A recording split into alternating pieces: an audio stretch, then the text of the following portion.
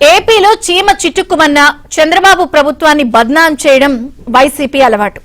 IPS Siddhartha Kaushal రాజీనామా వ్యవహారంలోనూ అదే formula follow అవుతోంది. ఆయన వ్యక్తిగత కారణాలతో వీఆర్ఎస్ తీసుకున్నట్లు చెప్పిన జగన్ బ్యాచ్ మాత్రం కూటమి సర్కార్పై బురద జల్లుతోంది.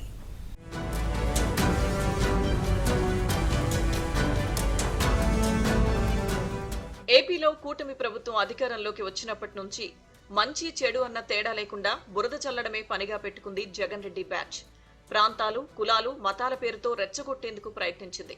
సూపర్ 6 అమలు కాలేదంటూ యాగి సృష్టించింది.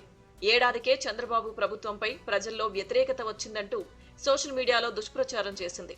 అదే సమయంలో తిరుమల లడ్డూ వ్యవహారం బయటకొచ్చి వైసీపీకి తలనొప్పిలా మారింది. దాంతో డ్యామేజ్ కంట్రోల్ కోసం రాష్ట్రంలో ఆలయాలపై గురిపెట్టింది. దుర్గమ్మ ప్రసాదంలో మేకు వచ్చిందని, శ్రీశైలం మల్లన్న ప్రసాదంలో బొద్దింక వచ్చిందంటూ విషప్రచారం చేసింది. కానీ లడ్డూలో కావాలని బొద్దింకను దూర్చినట్లు సీసీ కెమెరాలో రికార్డైంది. అంతకుముందు తిరుమల క్యూలైన్లలో భక్తులకు సౌకర్యాలు కల్పించడం లేదంటూ కొంతమంది రచ్చ చేయగా వారంతా వైసీపీ సానుభూతి పరులని తేలడంతో పోలీసులు కేసు నమోదు చేశారు.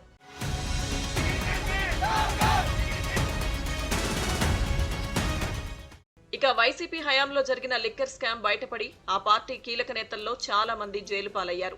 జగన్ అండ చూసుకుని దౌర్జన్యాలు, అక్రమాలకు పాల్పడ్డవారు కూడా కటకటాల్లో ఉండడాన్ని ప్రజలు గమనిస్తున్నారు. అందుకే జనం దృష్టి మళ్లించేందుకు వైసీపీ కొత్త దారులు వెతుక్కుంటోంది. ఏపీలో సీనియర్ ఐపీఎస్ సిద్ధార్థ్ కౌశల్ పదవికి రాజీనామా చేశారు. వ్యక్తిగత, కుటుంబ కారణాలతో వీఆర్ఎస్ కు దరఖాస్తు చేశారు.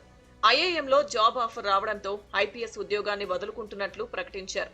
కూటమి ప్రభుత్వాన్ని బద్నాం చేయడానికి ఎప్పుడు ఛాన్స్ వస్తుందా అని ఎదురు చూస్తున్న రోత మీడియా సిద్ధార్థ్ కౌశల్ రాజీనామాకు రాజకీయ రంగు పులిమింది. ప్రభుత్వం నుంచి ఎదురవుతున్న వేధింపులు, ఒత్తిడి, అవమానాల వల్లే సిద్ధార్థ్ వెళ్లిపోతున్నారంటూ కథనాలు వండి వార్చింది. దాంతో అప్రమత్తమైన ఆయన వెంటనే ఓ లేఖ విడుదల చేశారు. తనను ఏపీ ప్రభుత్వం వేధించింది అన్న ప్రచారంలో వాస్తవం లేదని తేల్చి చెప్పారు. దాంతో జగన్ కు వంత పాడుతున్న కూలీ మీడియా కంగుతింది. భవిష్యత్తులో కూడా సమాజానికి సేవ చేస్తానని వివరించారు. ఈ ప్రకటనతో వైసీపీ విష ప్రచారం చేసినట్లు తేలిపోయింది. వైసీపీ ప్రభుత్వ హయాంలో చాలా మంది ఐపీఎస్లు చట్టాన్ని ఉల్లంఘించి కేసుల్లో ఇరుక్కున్నారు. కొంతమంది ఉద్యోగాల నుంచి సస్పెండ్ అయితే మరికొందరు జైళ్లకు వెళ్లారు. అయితే వీరందరికీ చంద్రబాబు ప్రభుత్వం కావాలనే పోస్టింగ్ ఇవ్వడం లేదంటూ జగన్ రోత మీడియా తప్పుడు కథనాలను ప్రసారం చేసింది. అయితే జగన్ సీఎంగా ఉన్నప్పుడు సీనియర్ ఐపీఎస్ ఏబీ వెంకటేశ్వరరావుపై క్రిమినల్ కేసులు నమోదు చేయడమే కాకుండా ఆయన్ను సస్పెండ్ చేసి రిటైర్ అయ్యేదాకా వెంటాడింది. చాలా మంది అధికారులకు పోస్టింగ్లు ఇవ్వకుండా ఇబ్బంది పెట్టింది. గురువింద సామెతను గుర్తు చేస్తూ ఇప్పుడు సిద్ధార్థ్ కౌశల్ రాజీనామా పైన విషం చిమ్మేందుకు ప్రయత్నించి కూలీ మీడియా అభాసు పాలైంది.